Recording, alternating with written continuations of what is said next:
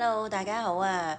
歡迎嚟到鳳凰島一茶一故事系列。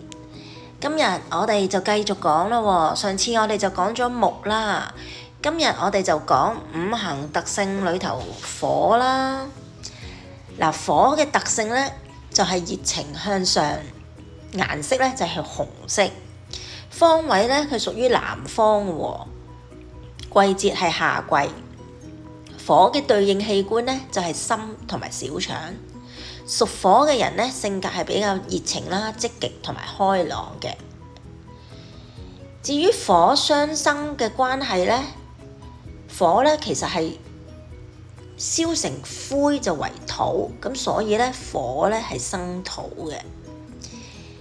咁至於火同乜嘢係相克嘅關係呢？火咧就溶金屬啊嘛，咁所以火係克金嘅喎。咁其實五行咧都係講求平衡嘅，是但一樣太多或者太少咧，都需要去補翻，去做一個互補咧，嚟到達至平衡。咁其實我哋嘅身心都係一樣。嗱，其實我哋透過花茶咧都可以去做到我哋一個身心嘅平衡啦。達至養生呢個功效㗎。咁不如我哋又睇下上次我哋講屬木先啦。嗱，屬木嘅朋友咧，根據專家嘅建議咧，其實係可以用龍井啦、薄荷、青檸葉同埋決明子咧去沖一個茶。咁呢個茶咧就係比較淡清嘅綠色啦。佢嘅功效咧就係清肝明目、提神排毒嘅喎。咁至於屬火嘅朋友啦，嗱，屬火咧，其實係可以試下用洛神花啦、玫瑰、紅棗、枸杞同埋桂花去沖茶。咁呢個茶咧嘅顏色係會呈紅寶石紅色，幾靚，好似紅酒咁。咁咧，佢係活血養顏啦，同埋舒緩壓力嘅。好啦，咁我哋咧今日咧講完呢個火嘅特性啦，咁啊，不如又講下古仔啦。咁最近聽到一個咧，就係關於放下我執嘅故事嘅佛學故事啦。咁啊，叫做杯子已滿。禪師咧就為弟子咧就倒茶，倒滿之後咧都瀉晒啦，但係禪師就繼續倒喎。咁啊，弟子就奇怪啦，就話啦：師父，啲茶都瀉晒咯，你做乜仲繼續倒嘅？師父就話啦：你嘅心都係一樣啦，你都裝滿咗成見，又點樣能夠可以再去學到佛呢？咁其實佢俾我哋嘅啟示，呢個故事就係講咧，學佛咧，首先係要放下我執同埋成見，心如空杯先至可以受法㗎喎。咁乜嘢叫做我執呢？咁其實咧喺佛學之中咧，我執咧係一個非常核心嘅概念嚟嘅，亦都係我哋煩惱同痛苦嘅根源之一嚟嘅。嗱，我執咧其實咧就係講緊執着於一個真實不變嘅自我，而呢個觀念咧喺佛學裏頭咧其實係錯誤嘅喎。呢個我咧，如果你認為呢個我係一個固定嘅、獨立嘅，去執着於呢個自己咧，而呢個覺得呢個自己咧係不變嘅，係你可以主宰呢一個自己嘅，你係擁有呢個自己嘅咧，咁呢個就係叫做我執啦。咁其實點樣可以叫做放下我執呢？其實簡單啲講就係話，我哋要有一個跳出嚟，用第三身嘅角度去睇呢個自己。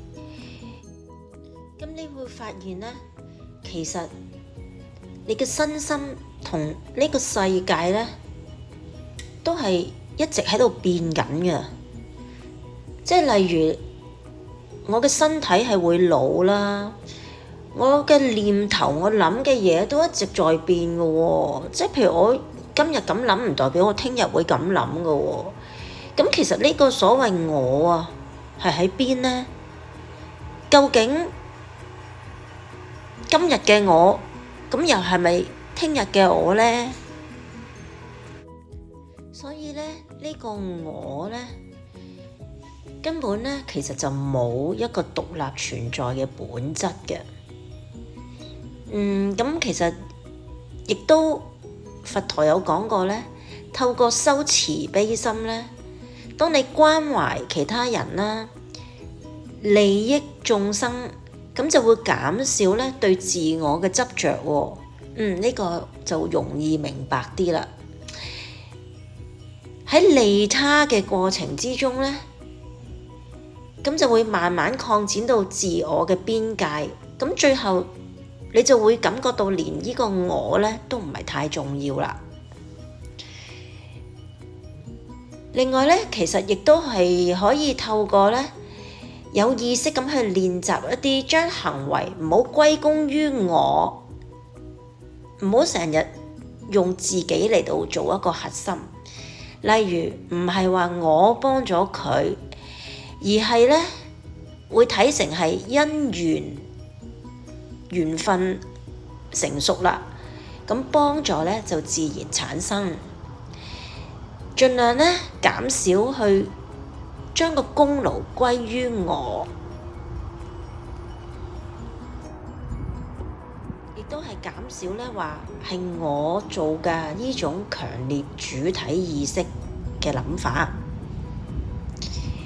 咁仲有就係呢，如果可以經常覺察到我執起呢個念嘅時候呢，例如生氣啦、即係嬲啦、妒忌啊、想爭論輸贏嘅時候呢，大家不妨試下放下呢個我去透過呢樣嘢去睇到，其實呢個我都係好無常嘅。咁變咗我哋就會減少將自己做核心呢一個執着啦。咁其實呢樣嘢呢，我覺得唔容易做到嘅。咁但係其實我哋係可以去每日去學習啦。如果我哋真係做到放下我執呢，咁痛苦呢就會少好多。咁喺佛學嚟講呢，其實放下我執就唔係話要你否定自己或者好消極人生，而係要我哋從錯誤嘅自我中心裏頭覺醒。呢個覺醒先係最重要嘅。呢個覺醒就會體會到真實嘅自由啊，同埋空性啊，即係呢個我其實係空性嘅，佢唔係一個真實嘅存在嚟嘅。咁當然啦，呢啲就真係要好有呢個智慧先可以領悟到啦。咁我自己呢，都係真係每日喺度盡量學習緊，盡量就鬆開，唔好揦住嗰個我揦得咁實。希望大家今日都可以嘗試下放下我執啦。好啦，今日就講到呢度先，下次我哋再見啦，拜拜。